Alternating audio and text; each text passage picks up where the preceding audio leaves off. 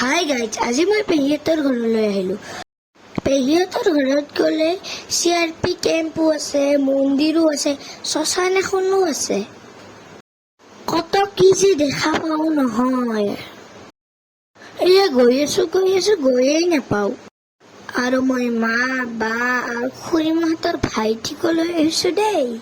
এইখন শ্মশান জুম কৰি দেখাই দিছো দেই।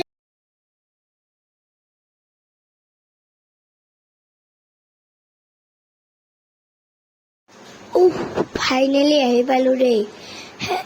সেয়া মা আগে আহি বিৰাট গৰম লাগিছে, ফেনৰ তলত বহি গলো দেই। এয়া পেহীহঁতৰ ভণ্টিহঁতৰ লগত কথাও পাতিলো আৰু ইহঁতৰ তাত দুটা ধুনীয়া চৰাইও দেখিলো। প্ৰথমতে পেহীয়ে কল খাব দিলে, তাৰপিছত চাহ।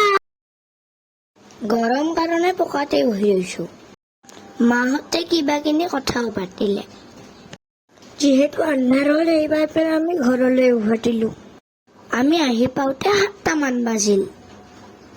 ঘৰ আহিয়ে মই আৰু ভাইটিয়ে কুকুৰ লগত খেলিলো। ককক দেখি যে ইমান ফূৰ্তি পায় নহয়। যিহেতু পৰীক্ষা, সেইবাবে মই অলপমান পঢ়িলো আৰু মোৰ ওচৰতে ককো বহি আছে দেই। আজিলৈ ইমানে, বাই বাই।